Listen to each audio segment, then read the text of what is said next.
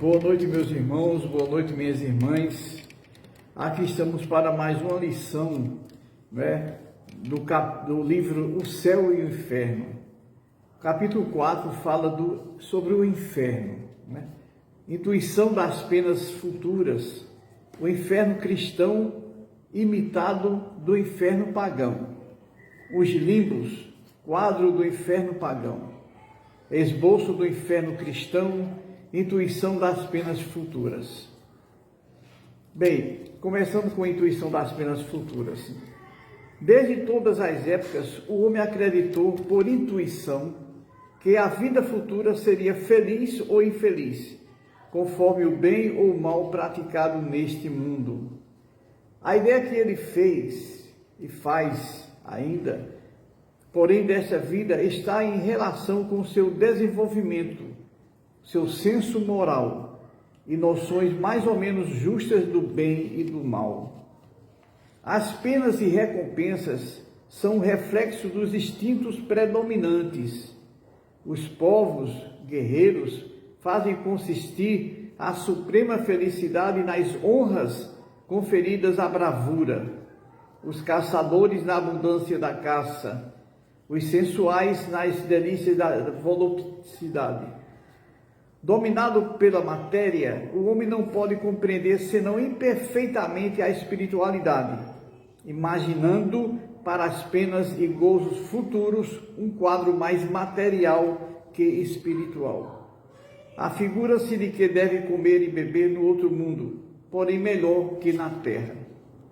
Mais tarde, já se encontra nas crenças sobre a vida futura um misto de espiritualismo e materialismo, a beatitude contemplativa concorrendo com o inferno das torturas físicas. Não podendo compreender senão o que vê, o homem primitivo naturalmente mudou o seu futuro pelo presente. Para compreender outros tipos, além dos que tinha em vista, seria preciso um desenvolvimento intelectual que só o tempo deveria completar. Também o quadro por ele ideado sobre as penas futuras não é senão o reflexo dos males da humanidade, em mais uma vasta proporção, reunindo-se todas as torturas, suplícios e aflições que achou na terra. Nos climas abrasadores imaginou o inferno de fogo e nas regiões boreais o inferno de gelo. Não estando ainda desenvolvendo o sentido que mais tarde levaria a compreender o mundo espiritual, não podia conceber senão penas materiais, e assim, com pequenas diferenças de forma, os infernos de todas as religiões se assemelham. O inferno cristão imitado do inferno pagão. O inferno pagão, descrito e dramatizado pelos poetas, foi o modelo mais grandioso do gênero e perpetuou-se no seno do cristão, onde por sua vez houve poetas e cantores. Comparando-os, encontram-se neles, salvo os nomes e variantes de detalhe, numerosas analogias. Ambos têm o fogo material, por base de tormentos, como símbolo dos sofrimentos mais atrozes. Mas alguma coisa singular, os cristãos exageraram em muitos pontos do inferno dos pagãos. Se estes tinham o tonel das Danaídes, aí vamos explicar o que é que eles estão falando sobre isso. Eu peguei lá do dicionário para poder ter uma noção, porque se eu falar sem explicar não adianta. As Danaídes, as 49 moças filhas do rei Danau, que mataram seus maridos e foram condenadas a encher com água um tonel cheio de furos por toda a eternidade. A roda de Ixion, também é outro, o mito de Ixion retrata os desejos incontrolados, o orgulho desmedido e a reincidência dos erros. Zeus lançou Ixion no Tártaro, condenando-o a permanecer preso a uma roda em chamas por toda a eternidade. Tártaro é o que a gente vai ver depois, também o inferno, chamado inferno. O rochedo de Sísifo, ele é acusado de uma certa frivolidade a respeito dos deuses. Ele roubou seus segredos. Sísifo foi condenado pelos deuses a rolar para sempre uma grande pedra de mármore com suas mãos até o cume de uma montanha. Mas sempre que estava quase a alcançar o topo, a pedra rolava novamente pela montanha abaixo até ao ponto de partida, por meio de uma força irresistível. Por esse motivo, a tarefa que envolve esforços inúteis passou a ser chamada de trabalho de Sísifo. Eram esses suplícios individuais?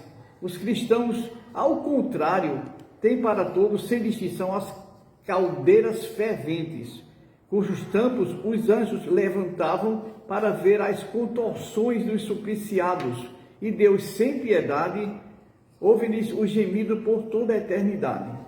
Jamais os pagãos descreveram os habitantes dos campos elíseos, quer dizer, campos elíseos é campo de beatitude, né? É um céu, né? Na realidade. Deleitando a vista dos suplícios do Tártaro. Tártaro é a personificação do mundo inferior. Nele estão as cavernas e grutas mais profundas e os cantos mais terríveis do reino de Hades. Hades é a versão de Plutão, né? Plutão é o deus dos infernos, o senhor dos infernos, na linguagem romana, e Hades na grega, né? O mundo dos mortos ele rege, por onde todos os inimigos do Olimpo são enviados e onde são castigados por seus crimes. Os cristãos têm, como os pagãos, o seu rei dos infernos, que é Satã, com a diferença, porém, que Plutão, o Hades, se limitava a governar o sombrio império que lhes coubera em partilha sem ser mau. Plutão não era mau, não é? Aliás, esse mito que o Vaticano inventou é tão idiota que o seriado que passou aí na televisão, chamada Lúcifer, e ele chega a dizer: eu sou bom, é por isso que eu puno os maus, porque eu sou bom, não é? Nesse ínterim, né, retinha os seus domínios que havia praticado o mal. Esse Hades retinha as pessoas que erravam, não é? Por isso era sua missão, mas não induzia os homens aos pecados para desfrutar. Quer dizer que Hades não agia como tal do Lúcifer na igreja cristã, né, que tenta as pessoas a praticar o pecado, né? Então o Hades não fazia isso, apenas punia os errados, mas sem ver e induzir as pessoas a esse pecado, né?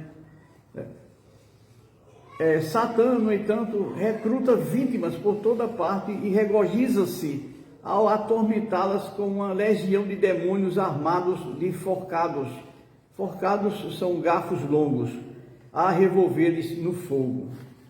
Já se tem discutido seriamente sobre a natureza desse fogo que queima, mas não consome as vítimas. Tem-se mesmo perguntado se seria um fogo de betume, uma substância que queima. O inferno cristão nada cede, pois, ao inferno pagão. As mesmas considerações que entre os antigos tinham feito localizar o reino de felicidade, fizeram circunscrever igualmente o lugar dos suplícios. Tendo-se colocado o primeiro nas regiões superiores, era natural reservar o segundo os lugares inferiores. A palavra inferno quer dizer inferior, não é? Isto é, o centro da terra, para onde se acreditava servirem de entradas certas cavidades sombrias de aspecto terrível. Os cristãos também colocaram ali, por muito tempo, a habitação dos condenados. Eu acho que eles fizeram a assimilação com os vulcões, né? Que saem aquelas labaredas e tal, não é? E fizeram esse medo ao povo. A esse respeito, frisemos ainda outra analogia.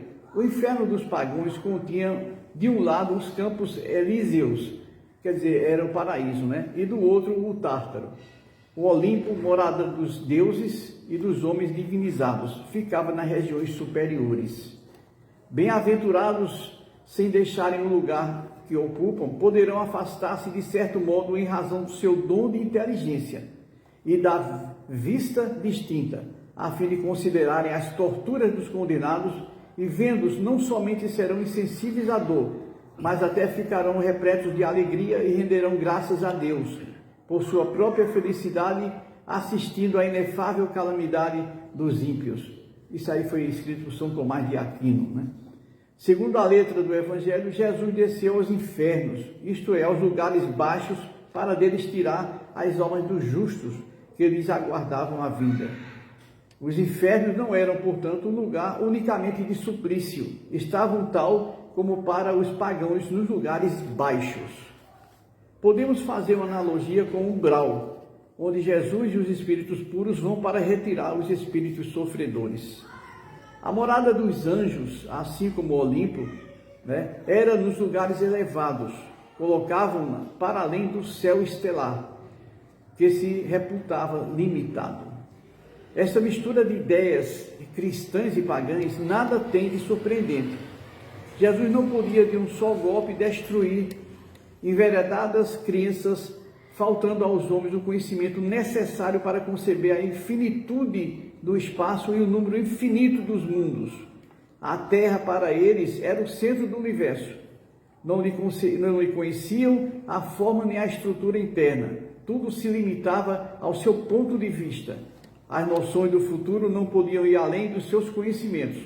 Jesus encontrava-se, pois, na impossibilidade de os iniciar no verdadeiro estado das coisas, mas não querendo, por outro lado, com sua autoridade, sancionar prejuízos aceitos, absteve-se de o retificar, deixando o tempo essa missão. Ele limitou-se a falar vagamente da vida bem-aventurada e dos castigos reservados aos culpados, sem referir-se jamais aos seus ensinos e castigos suplício corporais, que constituíam para os cristãos um artigo de fé. Eis como as ideias do inferno pagão se perpetuaram até os nossos dias. E foi preciso a difusão das modernas luzes e desenvolvimento geral da inteligência humana para se fazer justiça. Como, porém, nada de positivo houvesse substituído as ideias recebidas ao longo do período de uma crença cega, sucedeu transitoriamente o período de incredulidade, que vem por termo a nova revelação. Quer dizer, acabou com a nova revelação, que é o Espiritismo, acabou com toda essa incredulidade.